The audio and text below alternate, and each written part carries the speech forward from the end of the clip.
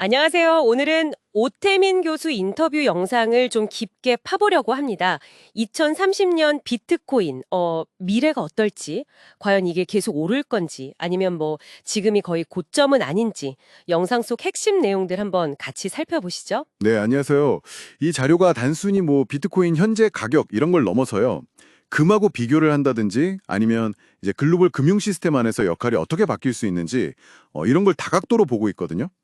단순히 가격만 볼 게 아니라 왜 이런 전망이 나오는지 그 근본적인 이유를 좀 파헤쳐 보는 게 중요할 것 같습니다. 네네. 들어보니까 교수님은 근데 단기적으로는 좀 신중해야 한다 이런 입장이신 것 같아요. 달러 기준으로 한 10만 달러 선, 거기가 좀 중요한 저항선이다 이렇게 언급하시더라고요. 초기 투자자들이 거기서 좀 팔려고 할 수 있다 뭐 그런 움직임이 있다고요. 그 왜 고래 지갑이라고 하잖아요. 그런 큰 손들 움직임을 잘 봐야 한다는 거. 그게 좀 흥미롭네요. 맞습니다. 10만 달러. 이게 심리적으로도 그렇고 기술적으로도 좀 걸리는 라인이긴 하죠. 그래서 초기 투자자들이 이제 이익 실현하려는 움직임, 관찰된다 이런 분석이고요. 근데 이건 좀 단기적인 얘기고 더 재밌는 건 비트코인의 좀 장기적인 가치를 금이랑 비교해서 설명하는 부분이에요.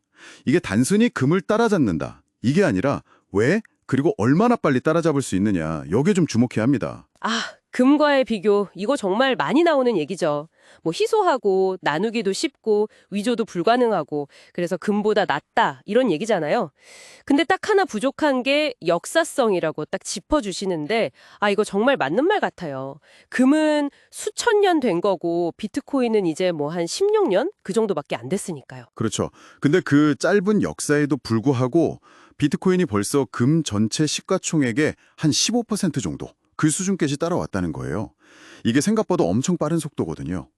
그래서 전문가는 나머지 85% 정도 상승 여력이 더 있다 이렇게 해석하면서 앞으로 한 5년 그 안에 금 시총에 거의 근접할 수도 있다. 개당 10억 원 이상 가치도 가능하다. 약간 이런 뉘앙스예요. 여기서 중요한 건 왜 이렇게 빨리 가치를 인정받고 있냐는 거죠. 그 이유로 미국의 상황을 딱 드는군요.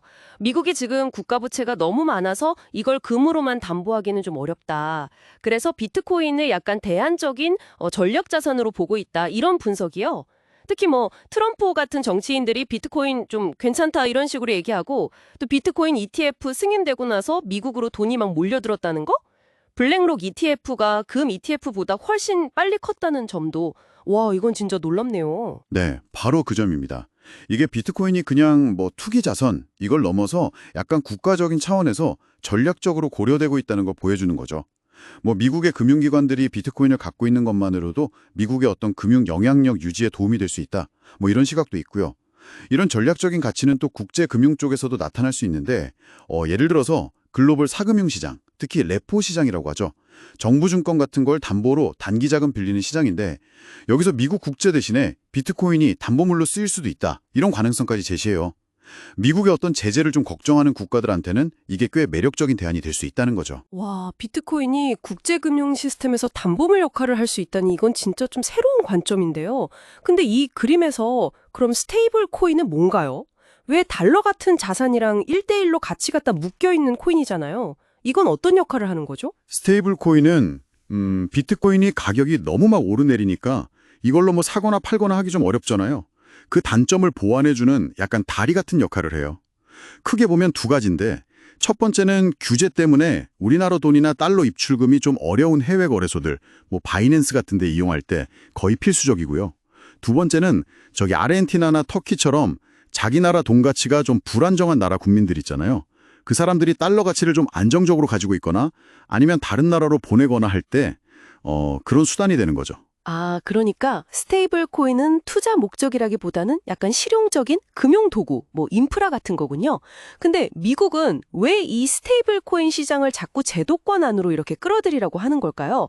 그 테더 같은 회사들이 미국 국채를 엄청나게 사들인다. 이 부분이 되게 인상 깊었어요. 네, 바로 그겁니다.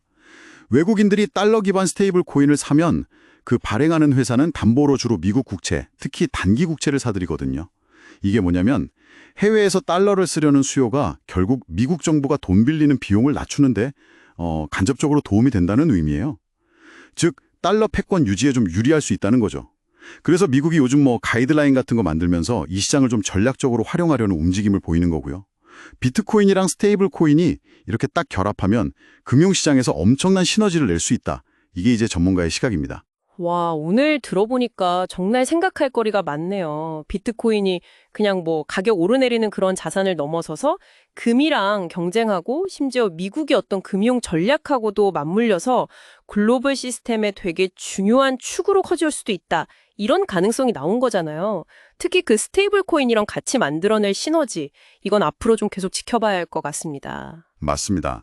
그래서 전문가는 비트코인을 그냥 단기적인 투기 대상으로만 보지 말고 그 자체의 특성도 있지만 이런 지정학적인 거나 거시경제적인 맥락 안에서 미래 사회에 되게 중요한 자산이 될 수도 있다. 이런 관점에서 이해하는 게 중요하다고 강조하거든요. 어쩌면 우리가 생각하는 것보다 훨씬 빨리 우리 주변의 금융 환경에 이게 깊숙이 들어올 수도 있을 겁니다. 자, 오늘 이야기를 쭉 들으셨는데요. 여러분은 어떤 생각이 드셨나요? 앞으로 다가올 금융 환경에서 이 비트코인과 스테이블 코인이 여러분의 자선 관리나 아니면 뭐 일상적인 경제 활동에 어떤 영향을 미칠 수 있을지 한번 잠시 생각해 보시는 것도 좋지 않을까 싶네요.